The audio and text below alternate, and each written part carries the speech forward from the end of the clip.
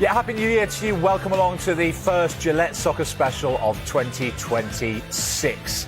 A huge evening, as you've seen, ahead in the Premier League, but it is the EFL that welcomes in the new year with a full fixture list and goals as they go in for you from 3 o'clock. Today, in the company here in the studio of Luke Chambers and Clinton Morrison, we've got a soccer special debut for the former Wolves and Birmingham winger Jordan Graham. Jordan, great to have you with us alongside his old Oxford teammate Jamie Mackey. Happy New Year to you all, guys. The new year just a matter of hours old. The fireworks have just about fizzled out. The hangovers are real. But already we have a huge story in the Premier League. Chelsea parting company with Enzo Maresca this morning. They've confirmed the news in a statement a couple of hours ago. First time in Premier League history that a manager has left his job on New Year's Day. What a story. What a start to the year. Let's get stuck into it with our panel. In a year and a half in the job, he won 2 trophies, including the Club World Cup. A month or so ago, they demolished Barcelona, and we were talking about them as Premier League title contenders. Clinton, let me come to you first. How on earth has it come to this, then, that he's gone? Yeah, I'm surprised, to be fair. But then you look at me a few days ago as well, or maybe last week, and there's a comments about, and everyone thought that was to do with the board, but I think earlier on, listening to maybe what Carvey was saying, that's not nothing to do with the board. I don't think he fell out of the board. I think it's more the medical team, because he wanted to play certain players, and the medical team are saying, well, you can only play it for 60, 70 minutes. He wants to play it for longer. So obviously, when the Chelsea fans are singing, you don't know what you're doing, when he's taking off players like Cole Palmer, that is because he's dictated to by the medical team, and that's what happens at the moment. So it's been difficult for Enzo Maresca. I do think he chops and changes too much. They have spent a lot of money. I think he tries to keep too many players happy. When you're at Chelsea Football Club, what you need to be doing is challenging for the title. When he comes out and says, oh no, we're going to be challenging for the top 4, that's not what you're there for, Chelsea. The owners spent a lot of money at that football club. They want success, and at the moment they're not getting success. You said it, Jules. A month ago he was manager of the month, beat Barcelona,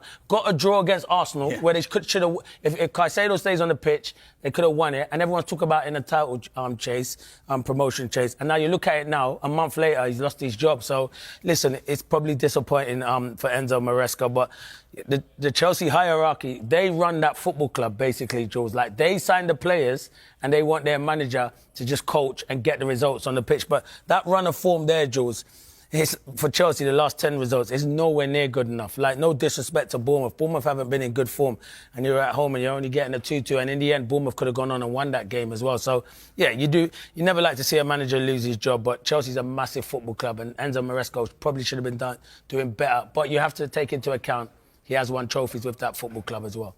So results part of the story, but I mean, it's clear there's something else to this as well, Luke, behind the scenes, whether it is the medical staff, whether it is the hierarchy. We first got a sense, a bit of a whiff, that something wasn't right when he made those comments after the Everton game about a lack of support. Even so, did you think it would end with us sitting here on New Year's Day talking about him being gone? I think it's just the way it's happened so quickly and almost out of nowhere. Yes, you can make comments, but it seems with his 60% win ratio, winning the trophies that he has, and the way he's knitted together some of those players and brought some of them on to improve their football, I just think it's that last 10 run of games that Clint says that's really sort of put the nail in the coffin. When you start to make those comments, and then things like you're making substitutions, Cole Palmer comes off, then you're starting to hear you don't know what you're doing from the fans. It's a very, very slippery slope to come back from, and I think that's been the almost perfect storm that's obviously made this decision. It seems to have come from both sides at the end of it, to be honest. I mean, it's taken us all by surprise, the speed at which it's happened. Jordan, talk to me about the impact this is going to have on the Chelsea players right now. I think they've had New Year off. I believe they're due back in tomorrow to prepare for this huge game on Sunday against Manchester City. And the manager, the head coach, has gone. What's going on in their minds at the moment? Yeah, it's going to be really difficult. As you can imagine, they're playing one of the best teams in the country in their next game. So, of course, it's not ideal timing for something like this to happen. But I think Clinton and Chamber are bang on, really, in terms of clearly something's happened. That relationships have broken down there at the club. Bringing Cole Palmer off was that decision. I think none of us really kind of understood that. So that was a really strange one. And I think since the 30th of November, when they played Arsenal and they had that 1-1 draw, they've only won 9 games, actually. They've only won 2 games in their last 9 matches. So it's not what the Chelsea fans expect. It's not what the Chelsea hierarchy expect. And like Clinton touched on, they have won the trophies. But, Chelsea is a very they can be quite reactionary if things aren't going very well. And he's had quite a difficult time of late. So I want to say it comes as a surprise due to the timing and with the games that have got coming up. But at the same time, I think it's quite, you can never really gauge where the hierarchy are at Chelsea, and the decisions can be quite impulsive at times. So it's a shame, because you never like to see a manager lose their job, especially one that's won the Club World Cup and the Conference League. But it's about how the players can, kind of almost let this information sink in as quick as possible and prepare themselves for such a massive game coming up next. And I mean, the statement they put out was fairly short on the website, and they talk of the season, needing to get the season back on track, Jamie. Maresca, given the young squad, the youngest squad in the Premier League he has, given the trophies he's won in the time he's been there, might well argue that they're on track, that they're 2 points off the Champions League places, that he's done what was expected of him, wouldn't he? I think so, but then I'm not privy to the conversation along the journey, as in when he first got appointed, and then in the last year after winning the 2 cups that the guys mentioned. And I think that there's always a big difference between fan expectation and actual what you're going to deliver between the board and the manager and what their expectation is. All fans are going to say, at a club the magnitude of Chelsea, are going to say, well, we have to be in the top 4 as a minimum. But so are all these other clubs. We talk about Man United saying that, we talk about Liverpool now. All of these clubs are trying to do the same thing. So I think that I'm not sure at the start what position they're saying. Are we going to go and, as we know, they go and buy a vast amount of young upcoming players? Now, that model means that you're not definitely going to get consistency, are you? Because the nature of the younger players and trying to bring them on, are you going to bring them on to try and sell them and keep this whole rotation in a club? But at the same time, the skills doing that and trying to be in the top 4. And I'm not sure if that's the message that's out there. Now, if it was the message, then you'd say, well, yeah, Maresca's saying I am on track. But clearly, the message is that we have to get in the top 4. So then that brings me on to who they're going to bring next, because for me, if you're going to try and challenge in the top 4 with a young team, you're going to have to appoint someone who's used to doing that and winning things and carrying on that momentum with young players. And I don't know if that's going to be their model. Just before we look at who it might be, just a final point on the statement, Clinton, that was put out earlier when they announced they'd parted company, and an interesting line to pick out when they say Enzo and the club believe a change gives the team the best chance of getting the season back on track. Now, normally when managers go, the club announces it. A few days later, we might hear the manager's version to the League Managers Association, for example. But this specifically says Enzo and the club believe a change gives the team the best chance of getting the season back on track. Isn't that effectively Maresca acknowledging that he was part of the problem then? Yeah, definitely. And you know what? His head could be turned. You don't know with other managers. They could be... He's obviously got... I know he's got a new agent. He's just gone with a new agent, Enzo Maresca. And it could be that maybe... I'm not saying this, but other clubs have turned his head. And he might think at the end of the season... He wanted out? No, I don't think he wanted out, because why would you leave a big football club like Chelsea? But if there's other clubs sniffing around and saying, we like you as a manager, and then at the end of the day, at that football club, as I said, Chelsea run it differently. They sign all the players, and basically you coach the team and try and get the results. And maybe he wants a different challenge. And you can see Chelsea fans were not happy with him. The style of football. My friend's a season ticket holder there. And even when they were doing well, he didn't like the style of football. He said, it's too slow. And even when he was at Leicester and they got promoted, Leicester fans were disappointed with the way he was playing football, even though they got promoted. So, yeah, it's never nice to see someone lose his job. He will come back and he will get a job somewhere else. But at the moment, when it says both of them, it does feel like it's come to a joint decision. Yeah, Clinton, I was actually at Stamford Bridge about 6 weeks ago when they were playing Wolves, and I think it was 0-0 at half-time in the game. And you could feel the frustration from the home crowd. And I think a lot of that was maybe to do with the style, the way they were playing, the style of play. I think he's been there a little while now, and I'm not too sure that I see a clear identity. And I think the fans probably are feeling that they were playing a side that was at the bottom of the league. They haven't won a Premier League game yet this season. And they ended up going on to win the game in the second half, which was probably expected due to Wolves' form. But I think this was probably around 6 weeks ago, and I could feel in the stadium the tension brewing. And then obviously if there are issues between the manager and the hierarchy, then, I mean, there's out of all the clubs, Chelsea's probably the one where... But do you think the players have shown that they're not playing for him? I've watched them quite a lot of late, and it's never once appeared to me that they weren't all pulling in the same direction. Clint? No, the players are playing for so him. that's the interesting thing. I do think the players are playing for him. I think you make a great point. Yeah, the players definitely are playing for him. I just think to myself, he makes too many rotations. All right, perfect example is this, and I understand Reece James has been one of the best around this season, and I understand you have to manage his minutes.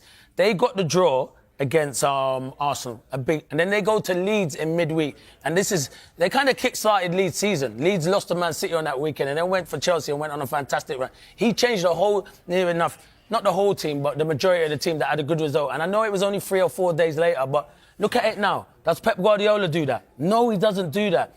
Pep doesn't do that. I know it's different because they're going for the title, but I think he made too many changes. But this isn't your usual.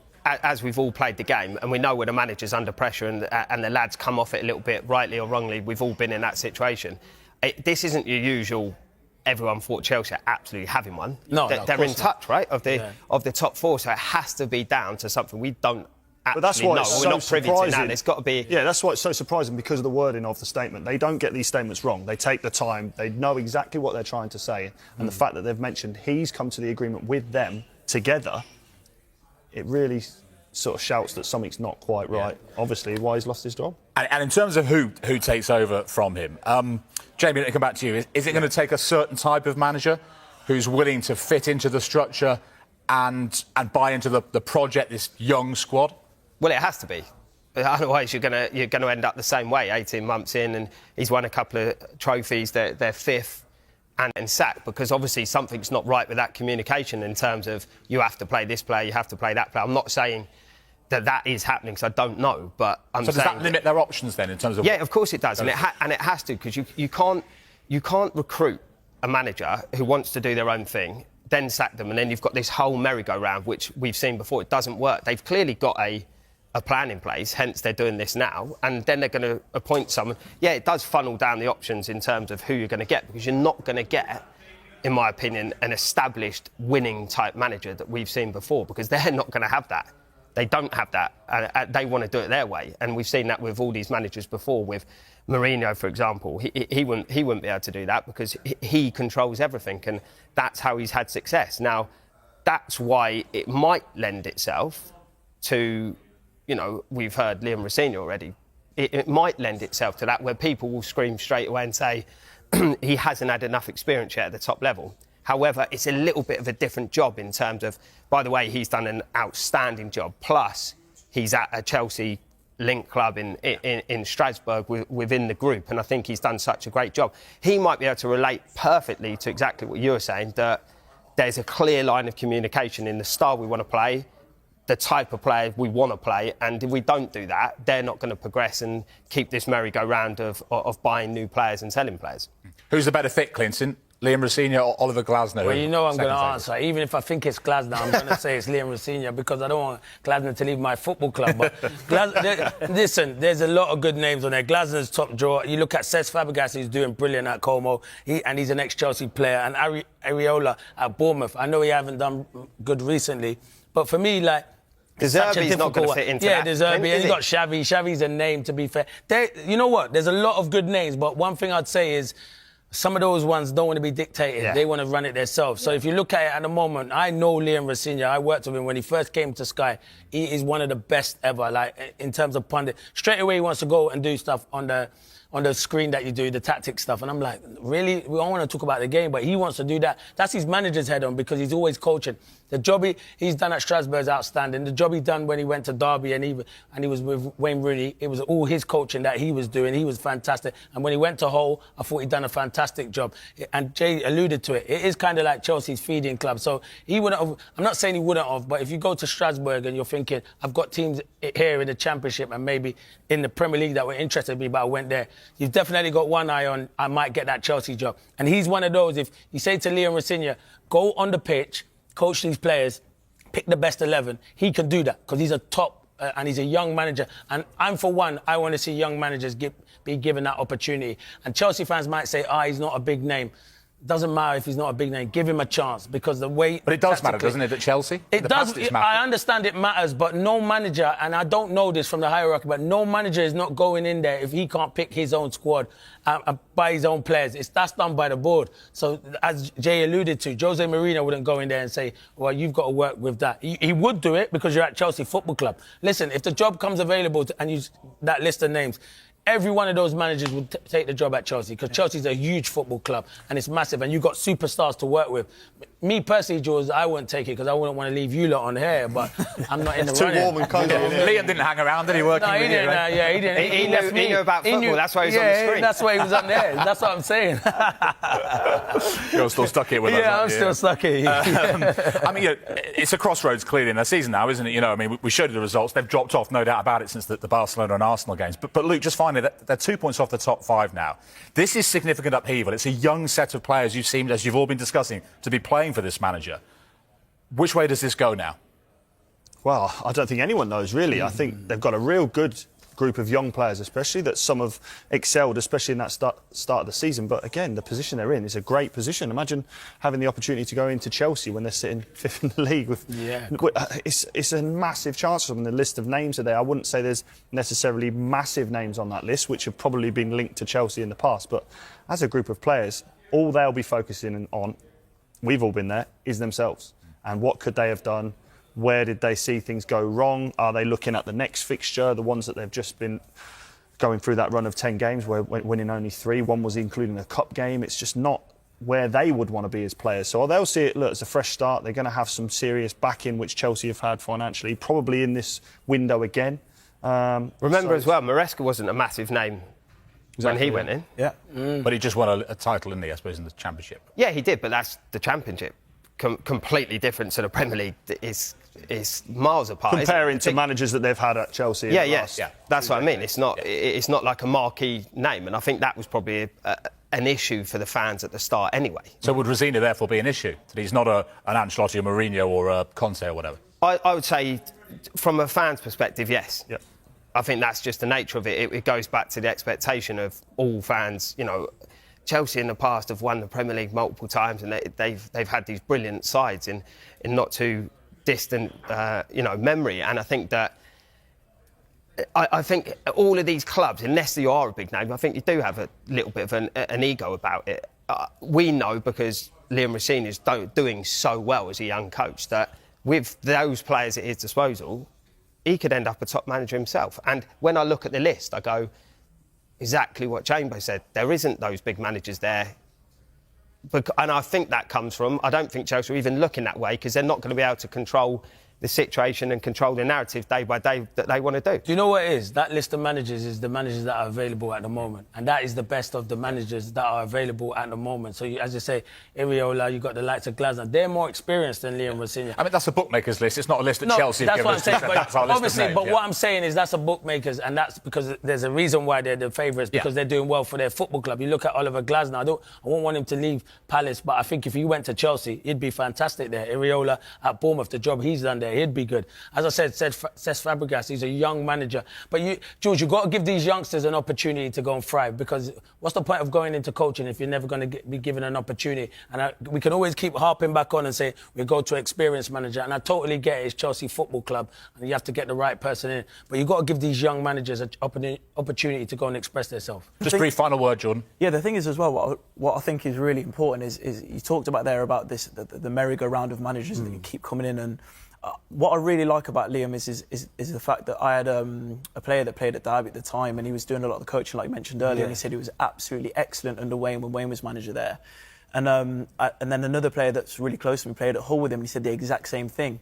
And I like the fact that he's bided his time, he's gone abroad, he's now learned another culture, and he's completely different. And sometimes I think there's taken a chance, and then there's taken a calculated chance. And I think, even though this is what the bookmakers are saying, let's say we had almost a blanket sheet, apart from excluding Guardiola's and the top managers in the world, I still think Liam could actually be a really good appointment, because he's bided his time, he's proven that he's got a really clear style in the way he wants to play. He's built up a lot of respect in France already for the work that he's done at Strasbourg. They've obviously got that connection with Chelsea as it is. So I think, sometimes it's worth taking a risk, and I think it's a very calculated risk if they do appoint him. The Chelsea fans will want someone who's in a job. Yeah. Eddie Howe, someone as good as that. That's who they'll want. Or in that list, Glasner or Areola, that's who they'll want. Well, we'll see. Will it be Rosini? Will it be... Breaking news this afternoon is that Enzo Maresca and Chelsea have parted company. Let's get more on this now and speak live to former Chelsea defender, very good defender as well, in Michael Dewberry. Michael, thanks for coming on. First of all, what was your initial reaction when you heard that he'd gone? Shock, to be fair. Very shocked with the news, especially this time of the season. Him resigning, him parting ways, whatever the terminology is, very shocked. Do you think he's been hard done by? It's a results-based industry, isn't it? The results haven't gone his way. The results have been very poor. December's been very poor for him and Chelsea. So not very shocked in that sense because the results haven't gone his way. In terms of his achievements, he has got Chelsea into the Champions League and they're still in it. He's won the Europa Conference League. That might not be seen as a huge trophy, but they were in it and they won it. He also won the Club World Cup as well, which was deemed to be a bit of a surprise when they won that. How do you look back on his time in charge? Was it a success? Yes, it's a huge success. He won competitions he was involved in. Regardless, I know the Conference League doesn't have the prestige of the Champions League, but he was in it. And if he didn't win it, it would have been deemed a failure, and he won it. He was entered into the Club World Cup with some big names, some informed teams, and Chelsea come away with winning it. So his time at Chelsea has been a huge success because the club's all about winning trophies. As he sits himself now, being in fifth and far 13 points or so away from Arsenal, top of the league, that isn't a success. And that's maybe why there was a change of direction. This season isn't nowhere near what Chelsea wanted to build on and what he wanted to build on. So that's maybe why he finds himself in the position he is. What did you think when he started, for want of a better term, arguing with publicly criticising what we assume to be the board? Because I know you say things aren't that good this season. They are still fifth in the Premier League. They are still in the Champions League, in the semi-final of the Carabao Cup as well, and there's still the FA Cup to come as well. Did he need to have this battle with his superiors at the club? Maybe that was accumulation of frustration over time, and it just come out wrongly for him. And when you say they're fifth in the league, there's expectations in football club, and for Chelsea, being fifth isn't where they want to be. They want to be, if you're fifth and 2 points off top of the table, that's acceptable. But when you're fifth and 13 points off the top of the table, 10 points off a third place, etc., it's not good enough. And yes, there's competitions they're still involved in, but when you're looking at how things have gone, 1 win in 7 Premier League games, losing 20 or so points from winning positions, they're all things that don't really make the future look bright. And I think that's sometimes where the expectations of the club, where the club has the reputation of being winning and being involved, goes against him. What have you made of the transfer policy, and what do you make of the squad that Chelsea have right now? Do the players need to take any responsibility for this? Players always need to take some responsibility, and I'm sure they do. But ultimately, the manager takes the fall. It's something that's always happened at Chelsea. Chelsea are renowned for chopping and changing their managers with great success. The timing has always been great when they change their manager. The new one comes in and has a positive response from the players and the whole club. So maybe the club have think, you know what, it's time for the change. But players always take responsibility. They're the ones playing. They don't just say it's the whole manager. So they will take some, but ultimately the manager, where he gets the glory for being winner of the Manager World Cup and Conference League, he will have to take the fall for the club being in his position because he actually picks the team. What type of manager do you think Chelsea need now? In the past, under Roman Abramovich, they'd go for the biggest name out there with the best CV. Under this current ownership, they've gone for younger managers, up-and-coming managers. Which one would you prefer? They need to go for someone that the players will respond to. A a big name, yes, or if it's a young up-and-coming manager that the players respond to and he has a clear direction of where the club's going and that the players will look to and think they buy into it. That's ultimately what Chelsea need to go for. We've got pictures there of Liam Rosenior. We know that he is, we're told, one of a handful of names under consideration for the job. What would you think of that? He's currently in charge of Strasbourg and he's previously managed Hull and he's I think he's been interim manager or certainly was on the coaching staff at Derby before that. Would you be surprised if it's Liam Rosenior or would you back it? Liam, former teammate at Reading, a friend. I'd like to see him have a try, but it's a big task. He's doing well at Strasbourg, but we know Chelsea Football Club, the expectations is to win trophies, be in the mix, Champions League. So there's an expectation of winning games. Losing is not an option. And, you know, a good successful campaign of coming fifth is not good enough. So if he does get the job, which, you know, the direction is a young manager, he's got a clear direction. You see the Strasbourg team play, the players buy into what he's saying. So that if that transfers into Chelsea Football Club and some long-term decisions and plans, then it might be a successful one. But the club has huge expectations where the only option is winning and trophies. We're told that they're not going to go for an interim, that the next appointment will be a permanent one in the next few days. Does that suggest that they're kind of future-proof? Whether a manager's going to go or not, like Maresca has today, they're always ready for someone to step in. Yeah, I think that the club have quietly been, you know, making plans, the contingency plan, what if, and they maybe have someone lined up that suits the profile, what they're going for. The club have bought young players for long term, and maybe they've picked a manager that suits that profile too, young and long term. They've got, whoever does come in, Chelsea, the players, they've got 9 games in 27 days. Whoever the head coach is, how hard is that for a player? For a player, it's a tough schedule. They've got a big squad, and no matter how big the squad is, it's mentally tiring, physically draining.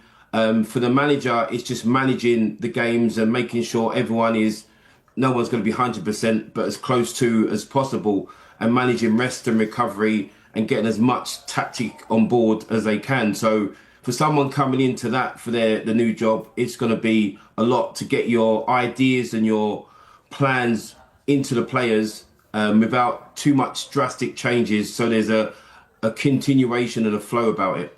Players are used to this sort of situation where a manager or a head coach leaves. That upheaval happens at most clubs every season.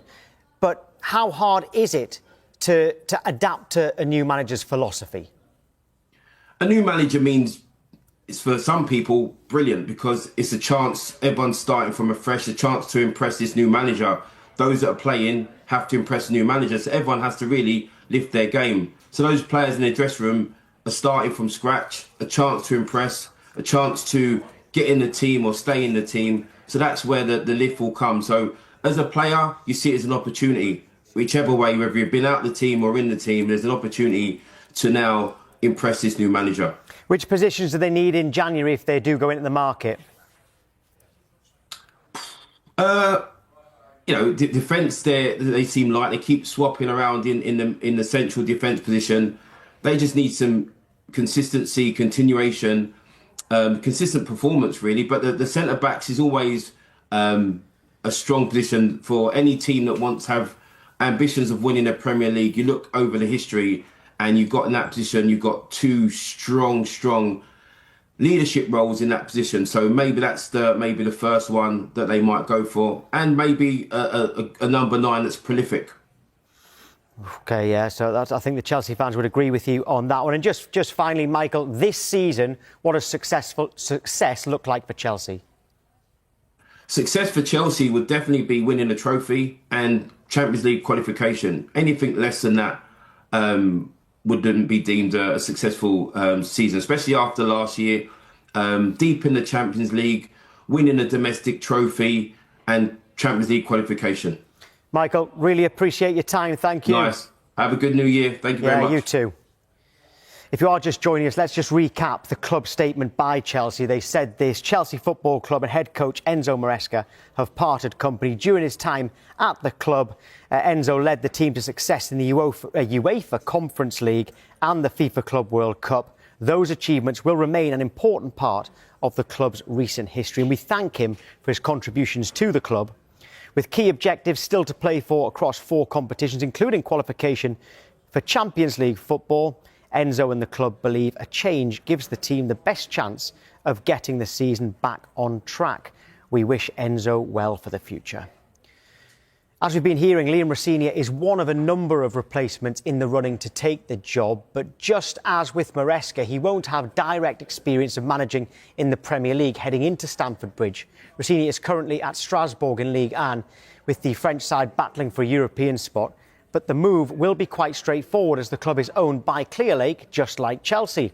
Rosenior last managed in England at Hull, but after narrowly missing out on the Championship playoffs, he was sacked due to a difference of opinion with the owner.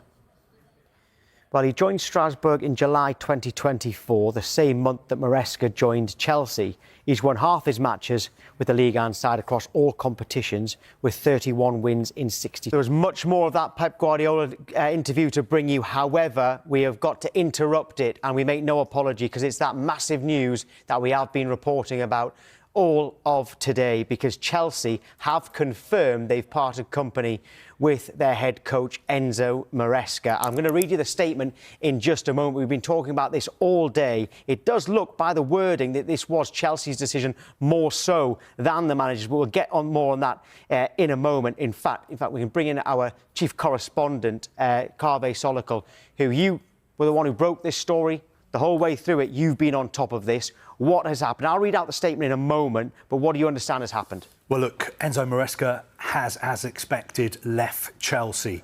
And I'm led to believe that both Enzo Maresca and Chelsea agree that now is the best time for him to go. Now, Liam Rosenior is one of a handful of candidates who will be considered to take over from Enzo Maresca. Chelsea expect to announce a permanent new head coach in a matter of days. My understanding is that they are going to move quickly. They have contingency plans in place and they're already vetting a small number of candidates. This is also very significant because from Chelsea's side, this was a unanimous board decision for Enzo Maresca to leave the club. I think there's 4 main reasons. Let's go through them quickly. The first one is recent results haven't been good enough. I think Chelsea have also dropped 20 points from winning positions in the Champions League and the Premier League. Second, some of his media interactions at news conferences, some of the things he's said have been off message. He's gone off the agreed script for a Chelsea employee. The third one links to the second one. Famously, you remember a couple of weeks ago, he said out of the blue in a Chelsea news conference after a game they'd won that he just suffered the worst 48 hours of his time at Chelsea and he wasn't being supported by many people. I think what he was talking about was the medical department at Chelsea. I think there have been some disagreements behind the scenes about when players should return from injury and when they return, how much they should play. Now, Chelsea have an independent medical department. The final say is always going to be down to them and not to the manager. The final reason, I think, has to do with these reports that have been appearing in the media linking Enzo Maresca with other jobs. Have they been a distraction? Have those reports coincided with a dip in form? So I think those are 4 of the main reasons why Enzo Maresca has left Chelsea.